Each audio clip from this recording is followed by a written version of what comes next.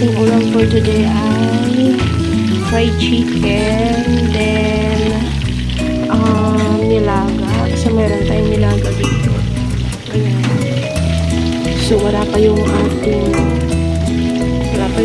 gulay. So may alalagyan natin yung ating gulay. Kaya ako may fried chicken. Diyan muna kayo. Balikan ko kayo guys. So ayan yung ating nalutong fried chicken. Pero meron pa doon.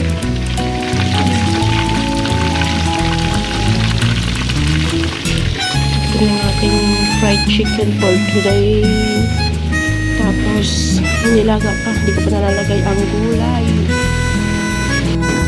Ito na nga guys ang ating laing. Hindi ko lang siya nilagyan ng maraming sili kasi hindi naman tayo pare-pareho kumakain ng maanghang.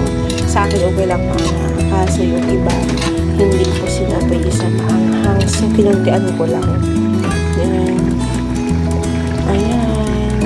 Pinapaano-anan ko lang yun siya. May kakanggata niya na yan siya. May beer gata na yan siya. Nilagay ko na. Tapos, namaya, parang gusto ko pa siya dagdagan ng gata. Kasi, yung ano niya, diba yung dahon, syempre tuyot na diba?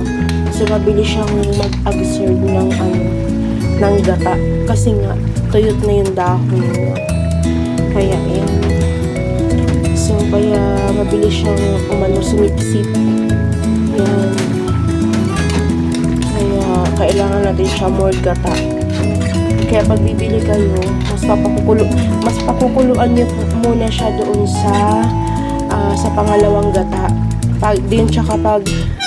Tsaka na siya tsaka nila ilagay yung unang gata, pag yung as in talagang hindi na siya yung dahon.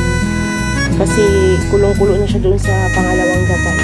So, kumbaga, nadurog na siya doon sa pangalawang gata. So, tsaka na siya ilagay pag na siya.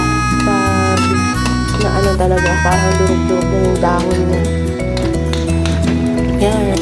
So, ko na yan, papalangis-langisin ko lang yan. Maya, hahaungin ko na yan.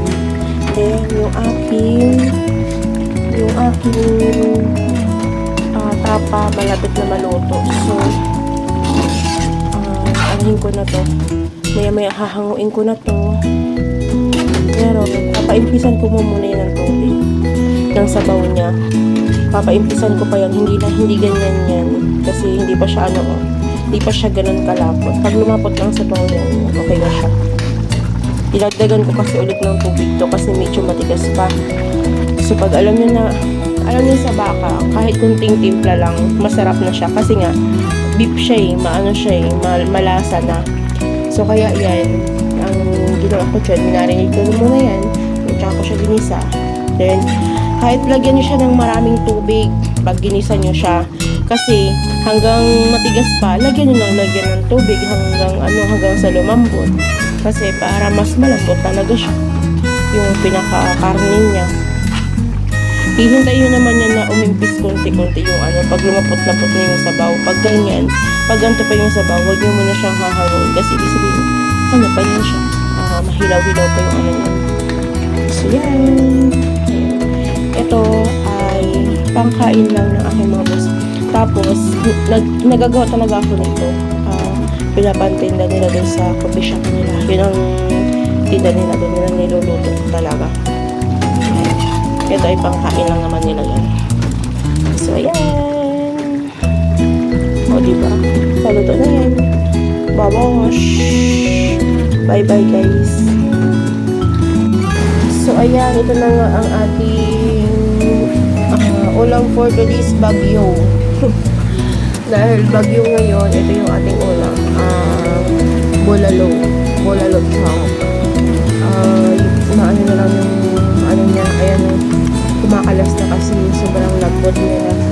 Sinalin ko kasi siya ng ibang kaldero na rin. Kasi masyado ng malaki yung pinaglutuan ko. Ayan, so ayan ang ating ulam for today. Pero na yung maisa dun sa ilalim, tapos saging, tapos repolyo, pichay bagyo, bagyo beans. My goodness. Yarn. Yung ating ulam for today's video. Yan. Tapos nakaluto na ako kanina ng fried chicken. Tapos ito pa ngayon, lulutuin ko. Ito, hindi ko pa tapos lutuin to. Pinaanuhan ko lang konti, pinakulang ko lang konti. Inilip ko na siya doon sa kabilang kalan kasi mas malakas ang apoy doon. Dito kasi sa loob, masisira, mauubos ang butane. Ayan, so nilipat ko na siya doon. Ito ay beef tapa. Yan. Ito naman ay stock lang po namin para lang pag yung mga alaga ko, yung mga boss ko pag gusto nilang madalian na walang makakain na ulam, ayan, mag-iinit na lang sila. So yan, so dyan muna kayo guys, and ingat po kayong lahat. Kung hindi naman po kailangan na lumabas, mag-stay na lang po sa inyong mga tahanan dahil masama po ang ating panahon ngayon. Salamat and God bless us all. Keep safe guys. Love you all. Bye-bye.